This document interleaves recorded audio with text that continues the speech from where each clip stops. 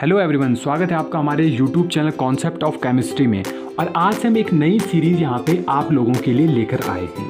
हम यहाँ पे क्लास 12th के इम्पॉर्टेंट चैप्टर का डिस्कशन करने वाले हैं। लगभग हम सारे चैप्टर का हम यहाँ पे डिस्कशन करने वाले हैं, लेकिन जो पहले इम्पॉर्टेंट चैप्टर है, चाहे किसी भी कॉम्पिटिटिव एग्जाम के पॉइंट ऑफ व्यू से देखो या हम किसी भी एग्ज़ाम के पॉइंट ऑफ व्यू से देखें, तो पहले आज हम डिस्कस करेंगे सॉलिड स्टेट के बारे में।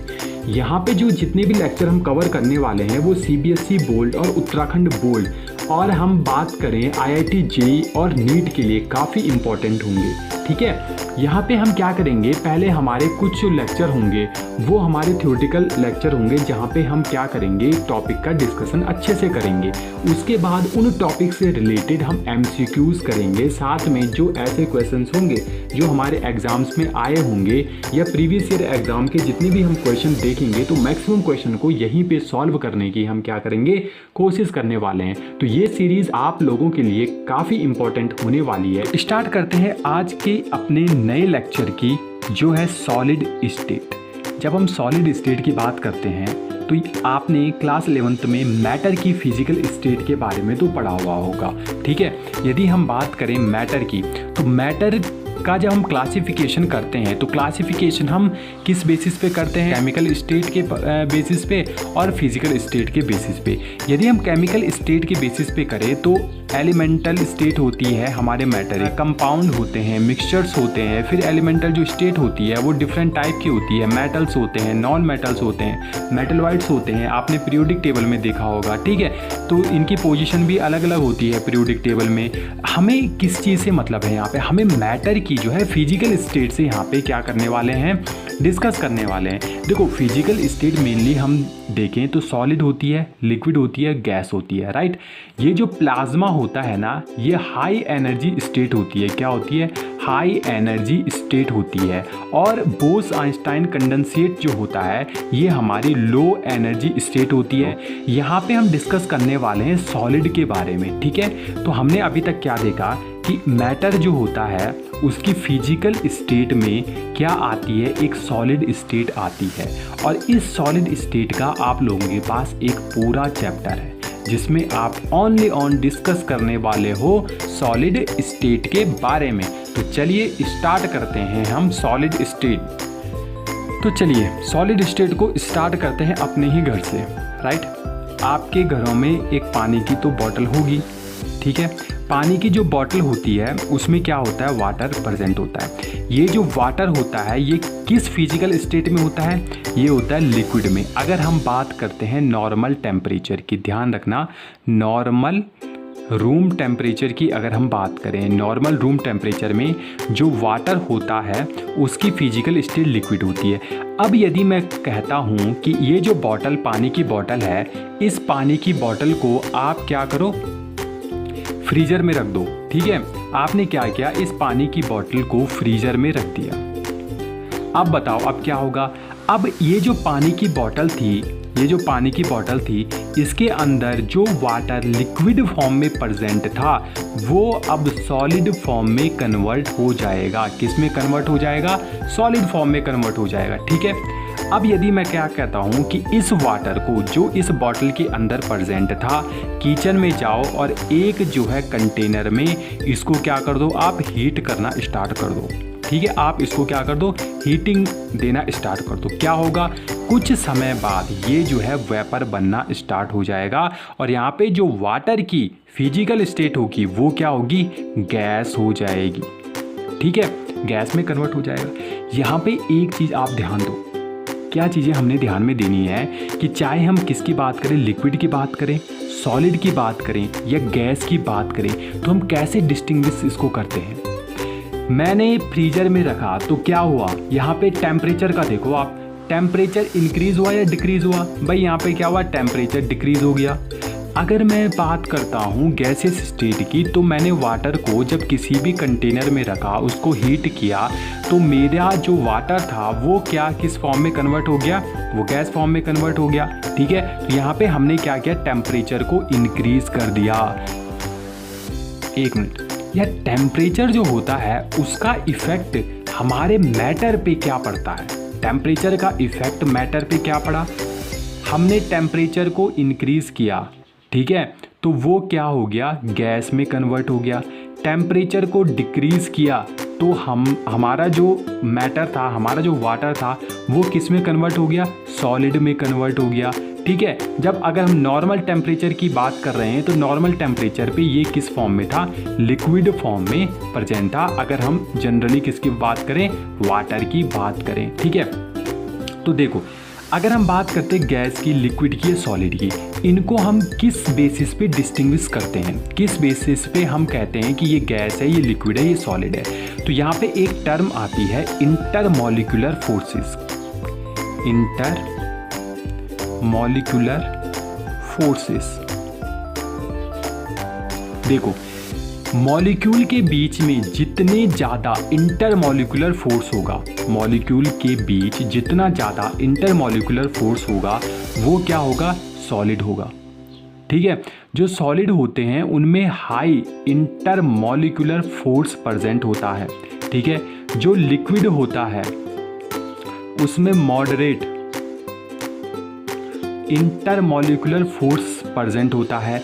यदि हम गैस की बात करें तो उसमें क्या होता है, बहुत ही लोअर इंटरमॉलिक्यूलर फोर्स प्रेजेंट होता है। तो ये जो इंटरमॉलिक्यूलर फोर्सेस होते हैं, ठीक है, अगर हम कह रहे हैं कि अगर मेरे हाई इंटरमॉलिक्यूलर फोर्स है तो वो सॉलिड है, अगर हमारे मॉडरेट हैं तो वो क्या है, हमारा लिक्विड है, और अगर हमारा very very low intermolecular forces है तो वो कौन सी स्टेट होगी, गैसेस स्टेट होगी। ठीक है, अब हम थोड़ा एक जनरल इंट्रोडक्शन ले लेते हैं कि इंटरमॉलिक्यूलर फोर्सेस होते क्या हैं। यदि मैं आपसे बोलूं कि हमारे पास दो मॉलिक्यूल है, ठीक है, ये क्या हो सकते हैं, दो मॉलिक्यूल हैं, इन दोनों मॉलिक्यूल के बीच में एक अट्रैक्शन फोर्स काम करता है।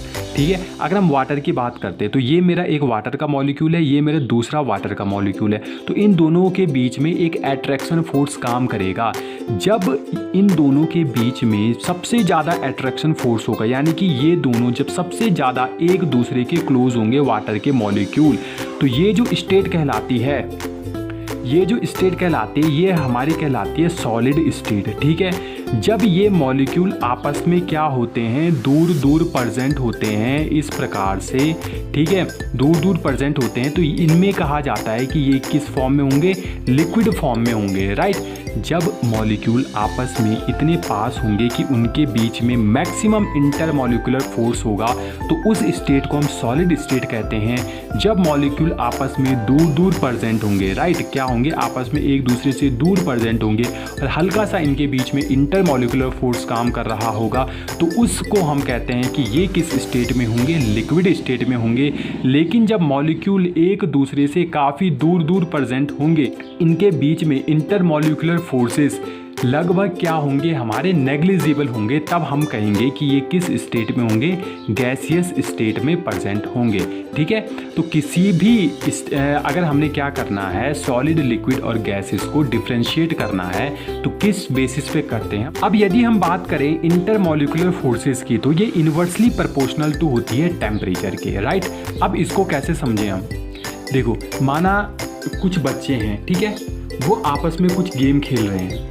राइट, अब गेम जब वो खेल रहे हैं, माना ये 4 बच्चे हैं, वो आपस में बैठ करके, 6 बच्चे मैंने बना दिए, तो वो आपस में बैठकर कोई गेम खेल रहे हैं। जब तक उनके बीच में बिल्कुल अंडरस्टैंडिंग है, ठीक है, कोई दिक्कत नहीं है, आपस में आराम से गेम खेल रहे हैं, बट जैसे ही एक बच्चा यहाँ पे चीटिंग करता है, जैसे ही एक बच्चा चीटिंग करता है तो इनके बीच में क्या हो जाता है, लड़ाई हो जाती है। इनके बीच में क्या हो जाती है, लड़ाई हो जाती है। जैसे ही लड़ाई हो जाती है तो एक ऊपर उठता है, ठीक है, वो दूसरे को मारने जाता है, तब तक दूसरा भागता है और तीसरा और दूर भागने लगता है। तो यहाँ पे सिंपल सा कहने का मतलब ये था कि यहाँ पे जब एक दूसरे के जितने ज़्यादा पास थे, ठीक है, यहाँ पे क्या था, इनके बीच में अट्रैक्शन था, यहाँ पे टेम्परेचर क्या था, लो था।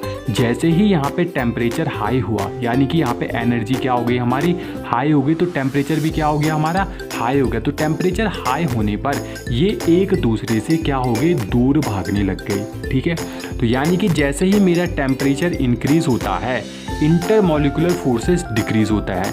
यदि मैं आप लोगों को कहता हूँ कि यहाँ पे इंटरमॉलिक्यूलर फोर्सेस ज़्यादा होंगे, कि यहाँ पर इंटरमॉलिक्यूलर फोर्सेस ज़्यादा होंगे, तो डेफिनेटली यहाँ पर इंटरमॉलिक्यूलर फोर्सेस ज़्यादा होंगे क्योंकि मॉलिक्यूल आपस में एक दूसरे के क्या हैं, बिल्कुल क्लोज हैं। ठीक है, तो ये जो कॉन्सेप्ट होता है ये काफ़ी इंपॉर्टेंट है कि टेम्परेचर इंक्रीज़ करने पर इंटरमॉलिक्यूलर फोर्सेस क्या होते हैं, डिक्रीज हो जाते हैं। एक दूसरा इसका रिलेशन होता है कि intermolecular forces is directly proportional to the pressure. ये प्रेशर के क्या होते हैं, डायरेक्टली प्रोपोर्शनल होते हैं।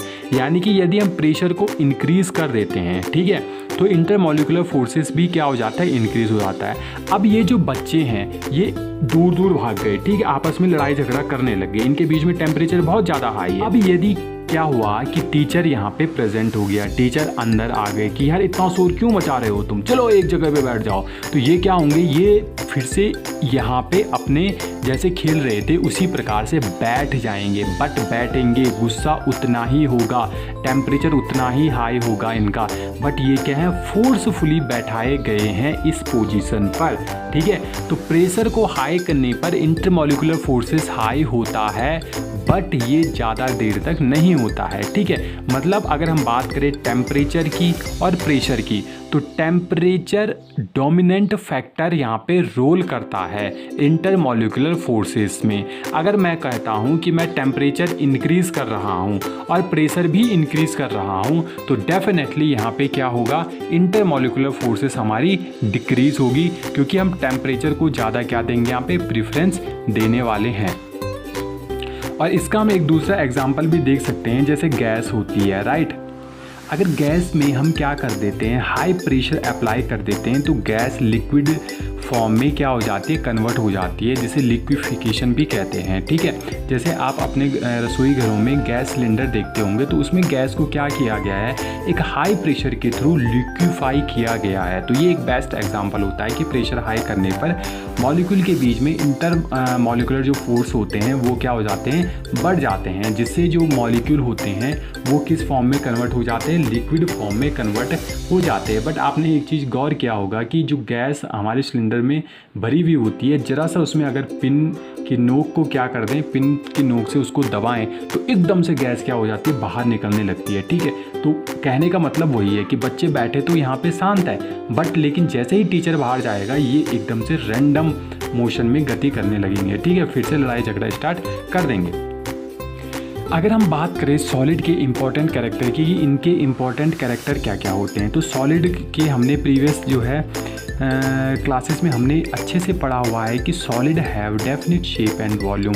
देखो यहाँ पे हमें एक इम्पॉर्टेंट पॉइंट ध्यान में रखना है कि जिन भी सॉलिड्स का इंटरमॉलिक्यूलर फोर्स हाई होगा उनके मेल्टिंग पॉइंट भी क्या होंगे, हमारे हाई होंगे, और जिन सॉलिड का इंटरमॉलिक्यूलर फोर्स लो होगा उनके मेल्टिंग पॉइंट भी क्या होंगे, लो होंगे। हम कह सकते हैं कि जो intermolecular force is directly proportional to the melting point. तो ये कैरेक्टर सॉलिड स्टेट में आपको अच्छे से ध्यान में रखना है कि जिसके इंटरमॉलिक्यूलर फोर्सेस जितने ज़्यादा हाई होंगे उनके मेल्टिंग पॉइंट भी उतने ही ज़्यादा हाई होंगे। ठीक है, इसके बाद जो नेक्स्ट लेक्चर आएगा उसमें हम बात करने वाले हैं क्रिस्टलाइन सॉलिड्स के बारे में और एमॉर्फस सॉलिड्स के बारे में, जो कि रिलेटेड होगा क्लासिफिकेशन किस प्रकार से किया जाता है सॉलिड स्टेट का। यदि आपने हमारे चैनल को अभी तक सब्सक्राइब नहीं किया है तो प्लीज़ सब्सक्राइब कर दीजिए और लाइक शेयर करना ना भूलिए।